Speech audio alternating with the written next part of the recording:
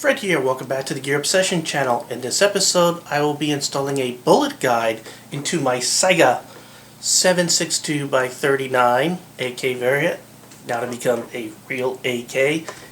Basically making this part 5 of my Saiga conversion series.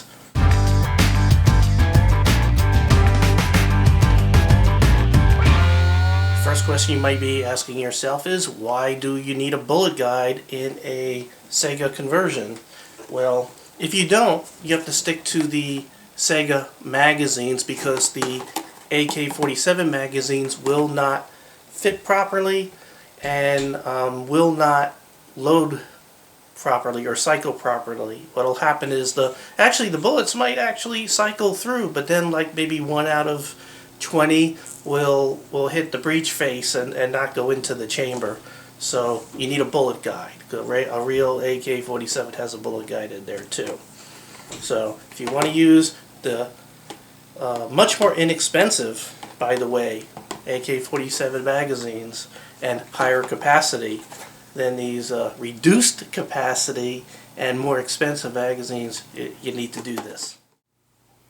One of the first steps in this process is to obtain a bullet guide, and the correct one for your caliber of Saiga. I found a bullet guide from a company called Dinzag Arms. As a matter of fact, they're the only ones I could find that actually had one right now. And I come to find out that this company actually makes them in-house.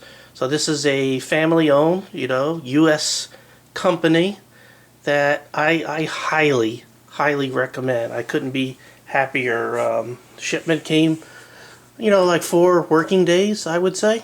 So anyway, you want to go to the proper caliber. This is a 7.62 by 39, so I'll go ahead and click that, and you can see what conventional Saiga looks like and then the converted. And here you have different bullet guides, and if you notice, there are ones that are for a round trunnion and ones for flat trunnions. So you have to look inside your particular Saiga and make sure that you are getting the correct one. So this is where I ordered my bullet guide from. So within like 4 days I got my kit that I ordered. You could order just the bullet guide, here it is, or you could order the kit, which includes the tap, and I'll show you that real quick,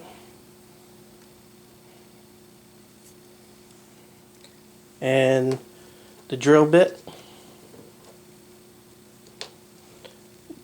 the screw, and the actual guide. I'm going to give you a close-up of this guide.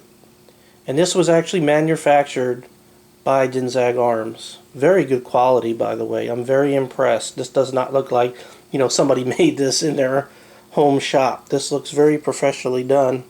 I'm very happy with it. And I also have his card. I really am happy. I'll tell you what, I highly recommend you go to Dinzag Arms for all your Saiga conversions, as well as some other rifles too. You need to just check out the site, and I'll put the link below.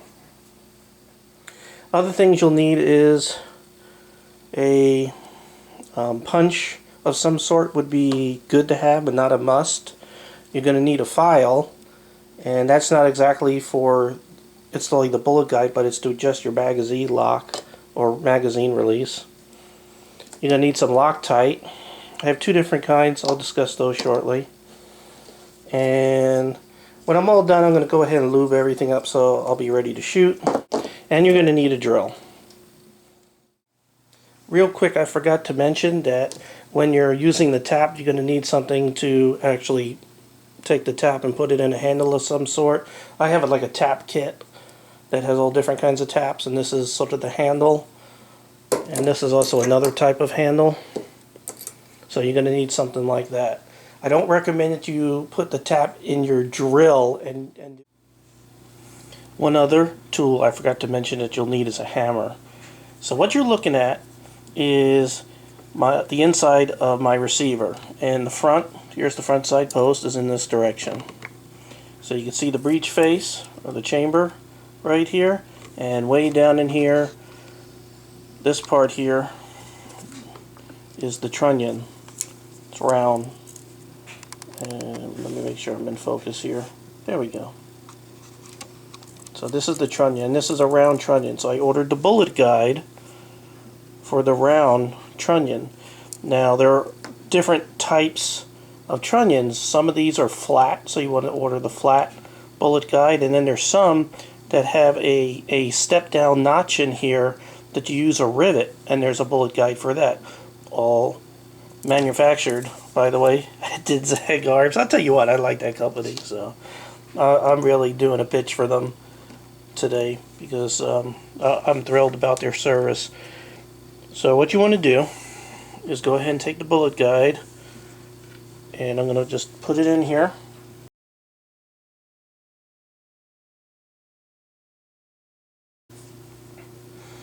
And I want you to note there's a step down right here on the breech face. If you notice, there's like a notch. Typical AKs and Saigas have this step down right here. You can see how my piece of wood here is not going any further. We'll go ahead and zoom in a little bit more so you can see the step down. You do not want the right side of this bullet guide to go any further than this step down to the right. So you don't want it over here. Usually centered will do it. If you have it centered, it's pretty much going to be pretty cool, but just take note and make sure, because if it sticks out any further, it may interfere with the proper cycling of your firearm. So once we do that, we want to go ahead and mark where the center is. So I got my center punch here where I want to drill my hole, and I'm going to go ahead and mark it. Alright, that's where you need the hammer. There we go. That looks pretty good. Now I also want you to know, just so you're not freaking out when you do this, that the bullet guide does come out a little beyond your trunnion. It does, let me pull this out, it does sort of come out a little bit, overhangs just a little bit over here. So that's normal. See? So that's cool. Now I'm using the drill guide that's provided in the kit. I'm going to set this to slow because I want to just go easy. Now I want to drill through the trunnion, and then there's like air, and then you have the bottom of the receiver. So you're going to sort of break through the trunnion, and then you're going to feel your drill drop, and you want to stop because you don't want to go through the bottom of the receiver.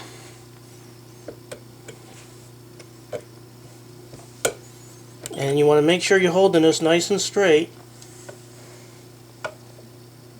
and go straight down. Make sure you're all lined up. Just go slow and easy and do it right. Do it right.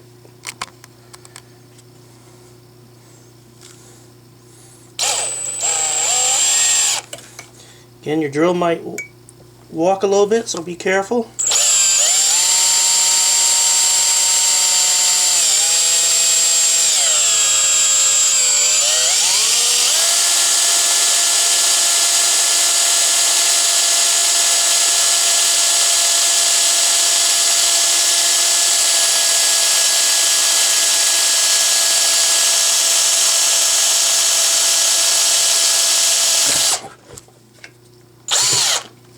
And I did not go through the receiver, but you saw how that dropped.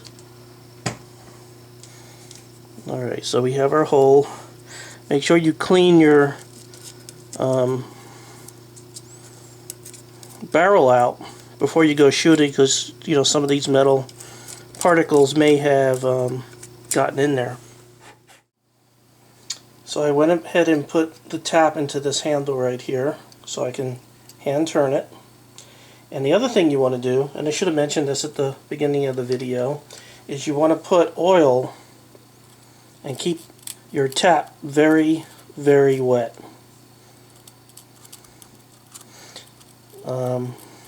This is the first time that I'm doing this. I've never tapped anything before in my life.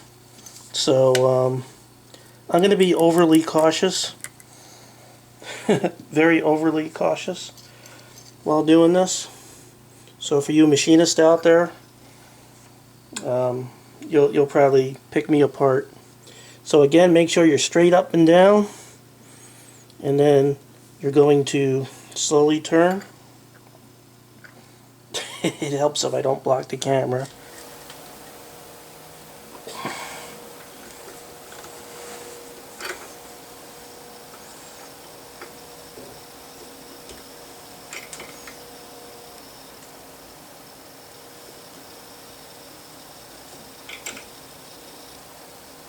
Okay, I feel it starting to bite now.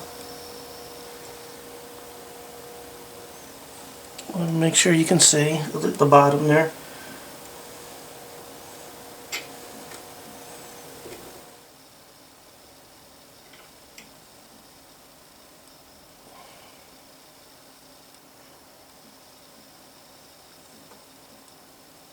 Now I'm going very, very slow here.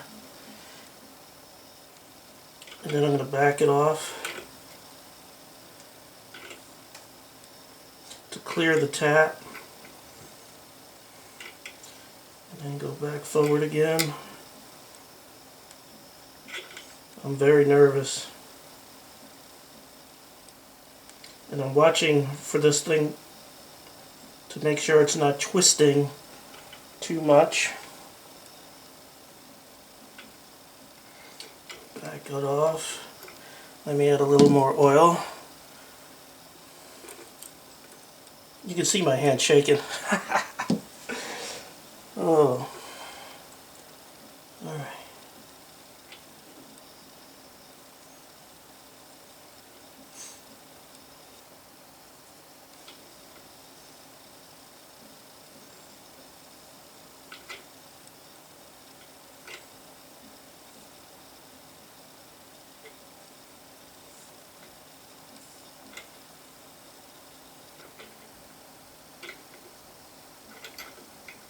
Well, I think I'm all the way in, and I broke through. Now I'm going to back up. Oops.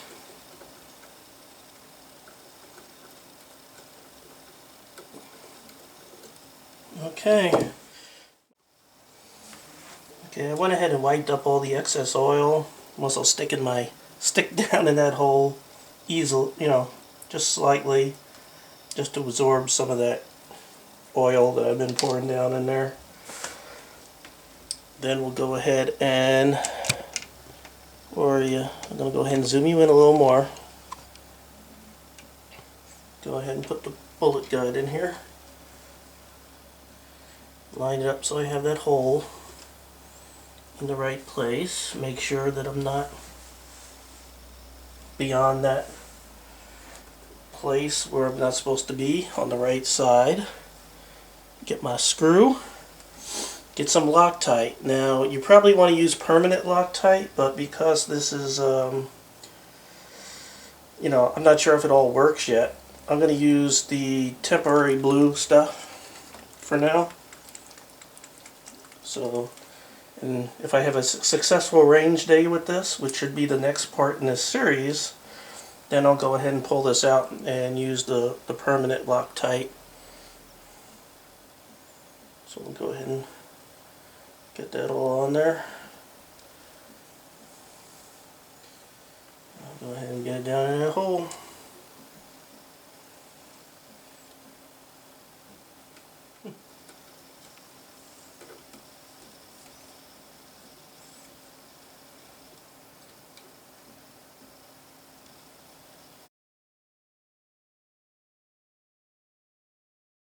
There we go.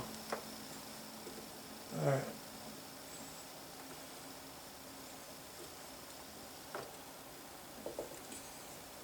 All the way down in there.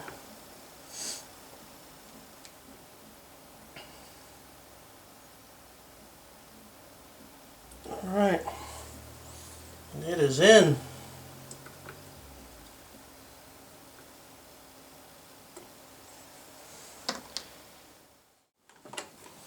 So next I'll get my Pro Mag out, which is a 20 round AK magazine. The state I live in doesn't allow me to purchase more than 20 rounds, even though I can actually own a 30 round, but you're not allowed to sell up to, beyond 20 rounds in my state. Stupid law. I'm going to go ahead and put this in and take a look at how that looks. Well, it looks pretty good. I want to show you how that looks. Now I'm having to hold this, by the way, because the lock, it will not lock in the magazine, and that's the next step in this conversion. So you can see I can get it in. That bullet guide's right where it needs to be, right in there. But it's not going to lock in. Let's see my old magazine. Here's the original Saiga magazine. Let's see. Can I put this one in? Now, as you can see, that bump is bumping up against the guide.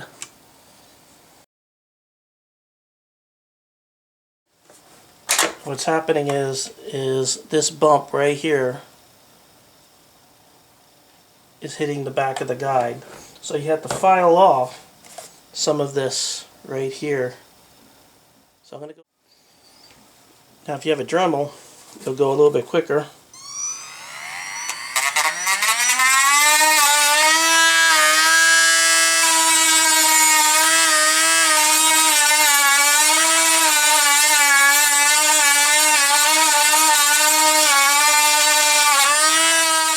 Where it's sort of circular, you see that?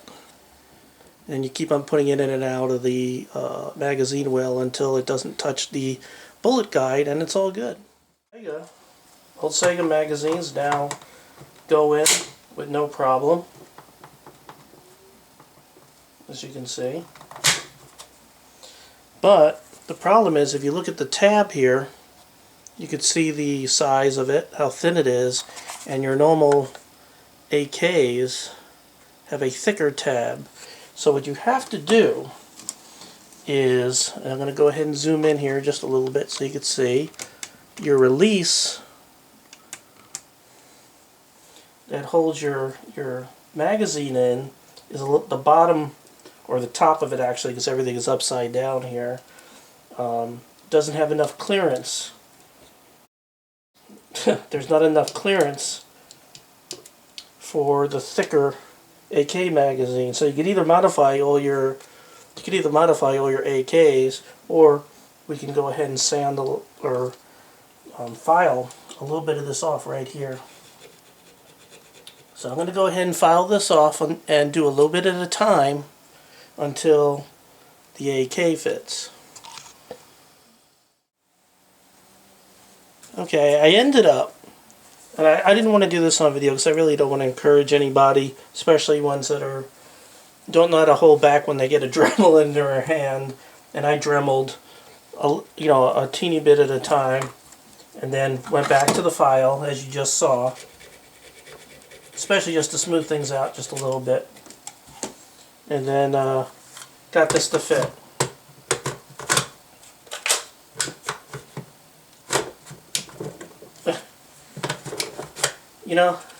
Putting an AK magazine in when you're right side up is easy, and when it's upside down, for me, is a challenge for some reason. But there we go. It's in there, good and tight. And again, the Saiga stock magazine will also fit in there fine, as you can see. And there's really not much play at all in there if you get it where it's just barely allows the AK in there. The Saiga magazines will still be in there fairly tight. And I'm going to leave them alone. I was going to suggest getting some JB Weld and building this tab up a little bit, but I think it's tight enough where I really don't need to. So it's working out pretty good. Okay, next thing I want to do is make sure, or at least let you know that you need to clean all the crap out of your receiver, all the metal filings and everything. And then something else you should be doing is lubing your AK properly. Now, it really, your AK will run without any lube. it could run fairly dry, but you know, it's a good idea to put some in there. And I would recommend some sort of grease at certain parts. And one of the parts is the bolt stem right here. Some people actually use a lithium grease, but some sort of grease is usually pretty good on there. The grease I'm using is a gun grease. I don't think I've ever used this before, so this will be new. It's Montana Extreme. It's hard to get out of there too. Alright, so we'll put some of that on there. And then you also want to put it on the bolt where it rides against the rails in the receiver. So wherever there's contact back and forth, we'll go ahead and sort of put that on the track, you know, where it's running up and down the tracks inside the receiver on these lugs, and also on the bottom of the bolt where it pushes your hammer back down. It's good, so we'll go ahead and lube that all up. And also the little triangle which helps cam this thing, put some on there. Around that triangle right there portion.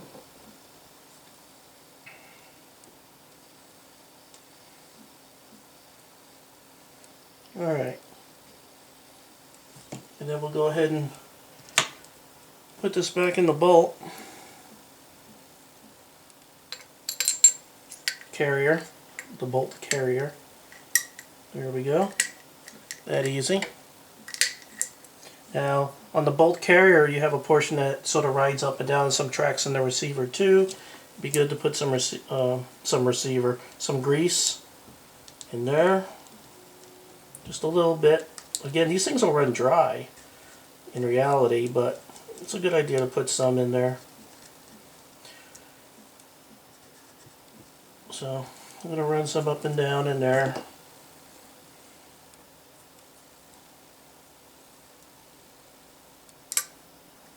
Just so. Put a little bit here. Again, where friction occurs. Alright, so we're good to go. Push that bolt down a little bit there so we can get this in.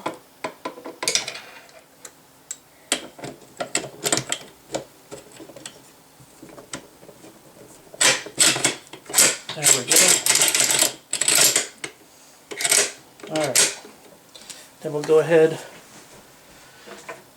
and get our mainspring. Now it's a good idea to go ahead and maybe spray this with a little bit of oil, spray oil or ballast oil or something like that. I ended up spraying this with some CLR, right, brake free.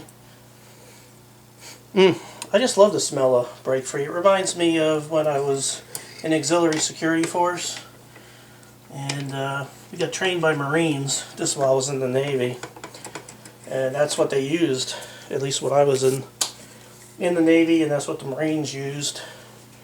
So that's what I used. Alright, next we'll go ahead and put the dust cover on. For some people, like me, this could be the trickiest part of the whole thing. So let's go ahead and cycle.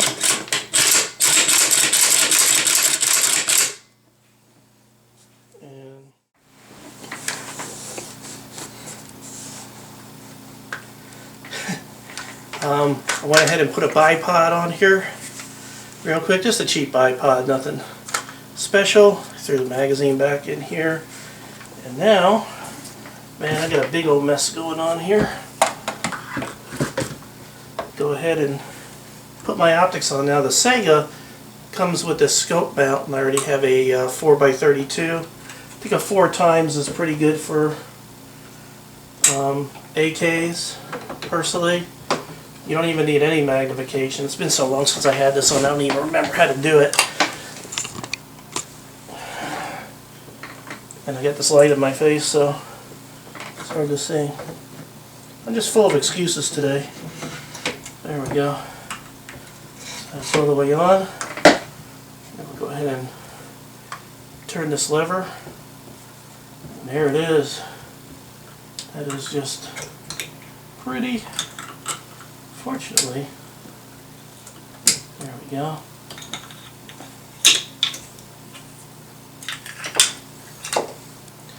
It's all done. We're ready for business. Real quick before wrapping this all up, I would like to thank Dinzag Arms. Again, I'll be providing the link below for providing the Made in USA bullet guide kit. It worked really good, and it went in pretty easy, and your instructions that you have online, the PDF files, have enough detail and are explained in such a way that a dummy like me could even follow it. So if a system administrator, okay, a computer geek, can do this, so can you. So I think all the labor is done on this, and all I need to do is to bore sight this, now that I got the optic mounted on here, and run a patch or two through the barrel real quick, and we're ready to shoot. So this concludes part 5. Part 6 will actually be function testing this at the range. So hopefully in the next week or two I'll be able to get some video and be on the range putting some rounds through this and bringing it to you here on the Gear Obsession channel, where I appreciate every viewer, friend, and subscriber, really. So I hope you have a great evening.